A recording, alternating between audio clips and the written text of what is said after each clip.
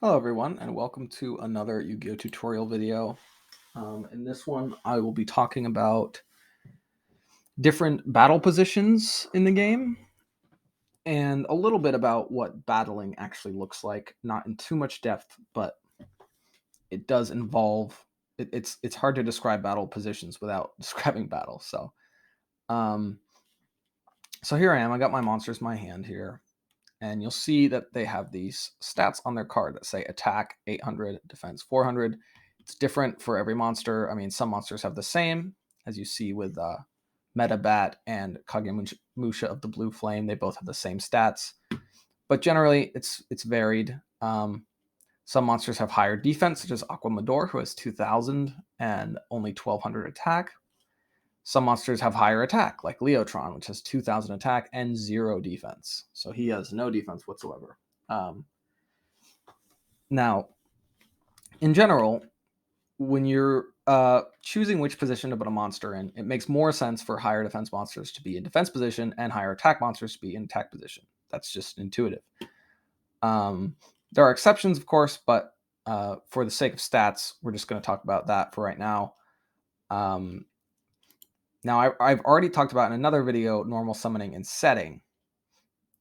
And as I said in that video, you cannot normal summon in face-up defense position. So I cannot, if I do the normal summon option for Aquamador, I cannot put him in face-up defense. I will have to put him in attack mode, which means he has this 1,200 attack stat to use and not his 2,000 defense. If I set him, he's in face-down defense position, and I have his higher defense to use. So we're going to go ahead and set Aquamador, because he's much better as a defensive option. Now it's my opponent's turn. Okay, now Clown Zombie has 0 defense and 1,350 attack points. So my opponent is going to summon Clown Zombie. They have no idea, by the way. You can see it here because it's my field, but normally you wouldn't be able to see what card this is or what its stats are. That's hidden from your opponent. So they're going to summon Clown Zombie in attack mode, and they're going to attack into my Aquamador. Now, what's going to happen here, they don't know this. Again, they don't know this card's stats. They don't know what the result of this battle will be. But because I have Aquamador and I can see what his card stats are, I know what's going to happen here, which is my monster's defense is higher. And therefore, while it's in defense position and his monster is in attack position, he will take damage equal to the difference between his attack and my monster's defense, which in this case is 650 from 1,350 to 2,000. Okay. So watch this. He's going to attack. Boom, loses 650 life points, but his Clown Zombie stays on the field. Okay. Now, I should mention too that defense position is always shown as a card being sideways, whereas attack position is always shown as a card being face up, just like this, and straight on. I drew Clown Zombie. Okay. Now, I'm going to demonstrate what happens when 2 attack position monsters battle. I'm going to summon Leotron in attack mode.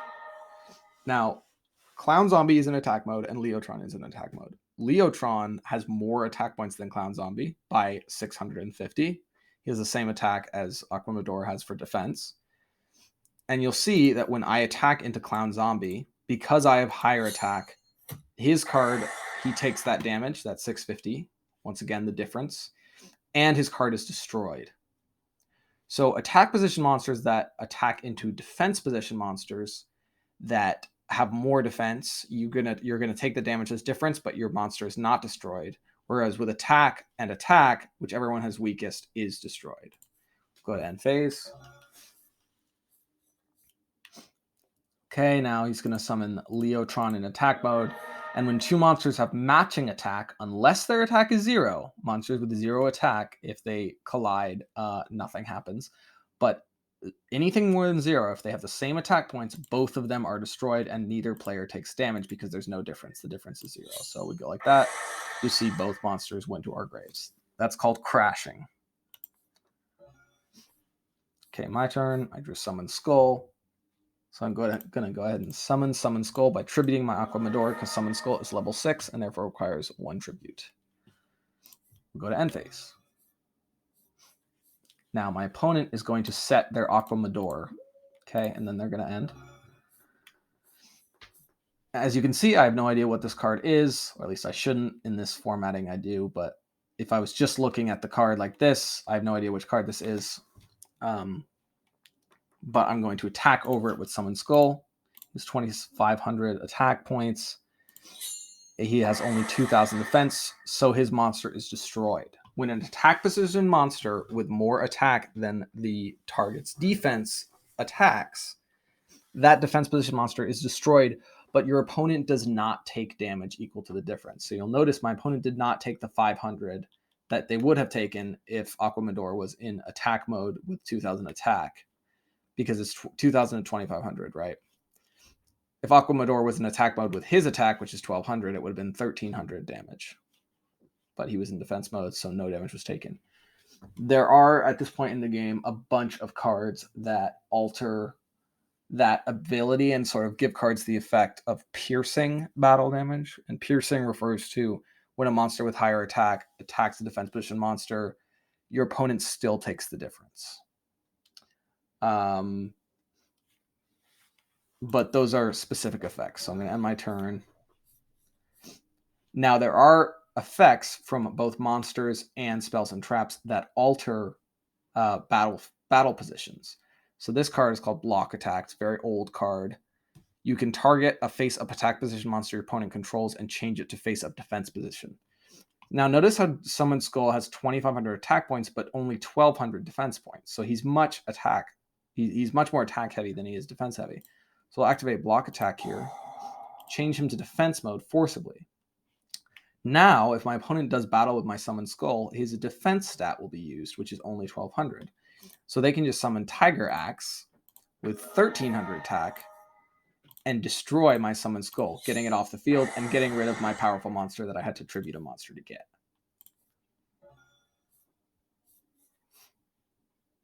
Now I've got Neo Aquamador.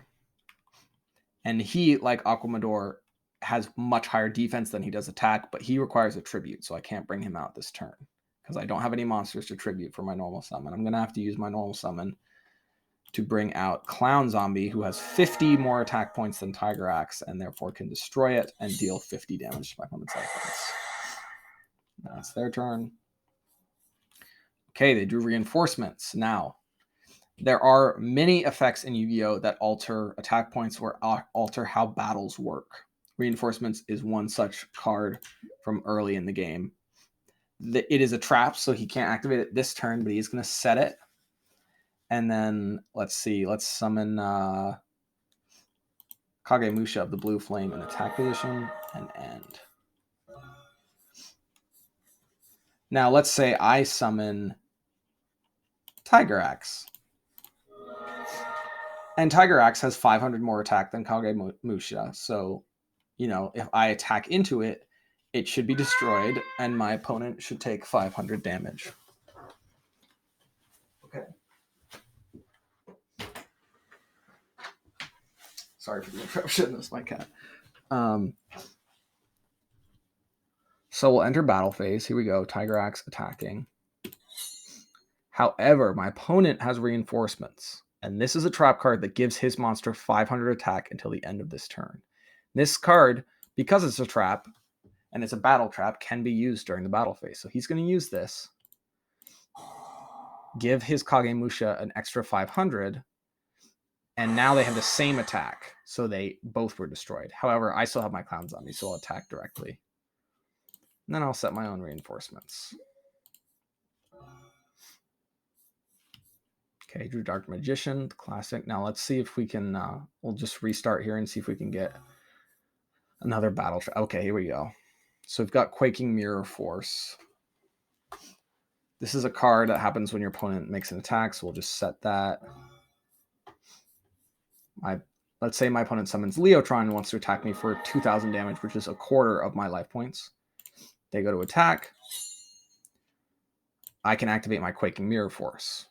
So this will change all of my opponent's attack position monsters to face down defense position, and monsters who are changed to face down defense position by this effect cannot change their battle positions. So boom, I do that.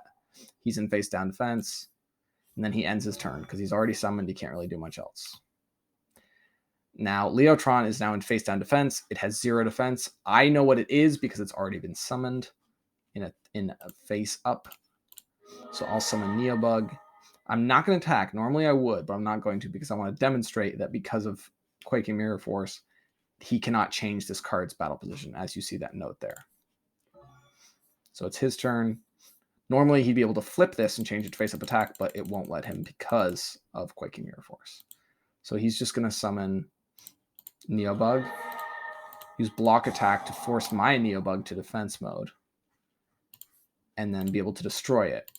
Now, he didn't deal any damage because mine was in defense, but this way he keeps his Neobug on the field, whereas otherwise they would have crashed and both gone to the graveyard.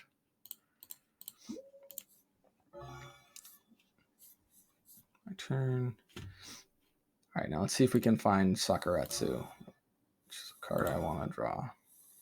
There it is. So I'm going to set my Sakuretsu armor. I'm going to summon my Kagemusha, and then my turn.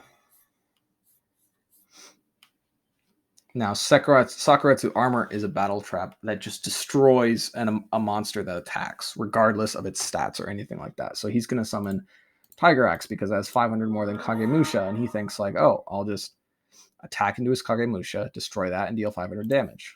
He's going to go for that. But then I can activate Sakuretsu armor, which he doesn't know I have.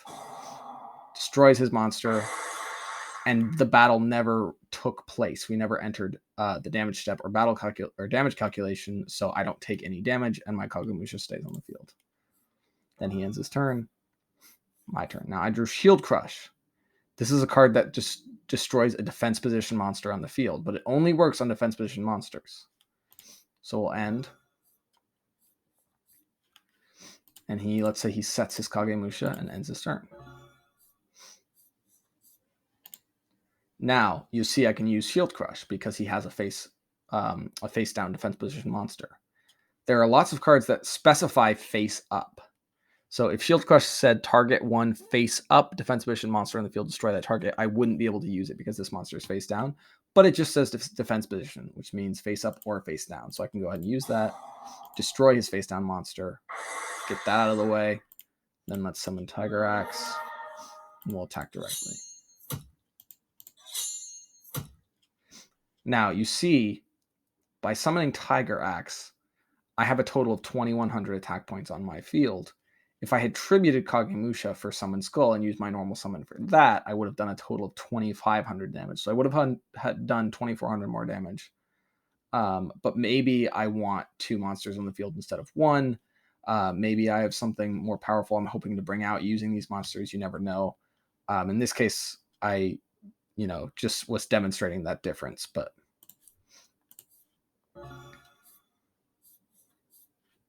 opponent draws.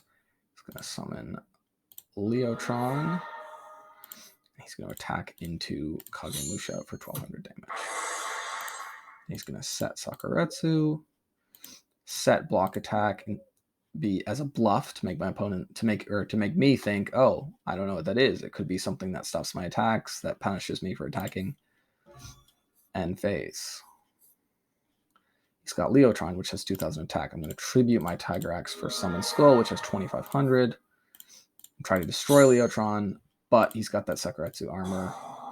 Boom, there goes my Summon Skull. And now I'm in a bad place because I have no monsters. He's got pretty powerful monster. It's his turn, so he can go ahead and summon something else like Clown Zombie and hit me pretty hard for 3,350, which is almost half my life points. And that's pretty much going to do it for this video. I hope that effectively summarizes for you attack position versus defense position, cards that can change those positions or have effects that rely on a monster being in such a position. And I hope that also explains the basics of how battling works in Yu-Gi-Oh! When it's attack on attack, damage is taken and the loser dies unless they have the same attack, in which case no damage is taken and they both die. When it's attack on defense and the defense is higher, you take damage, but the attacking monster is not destroyed. When it's attack on defense and the attack is higher, defending monster is destroyed, but generally Your opponent does not take damage. And defense position monsters obviously cannot attack.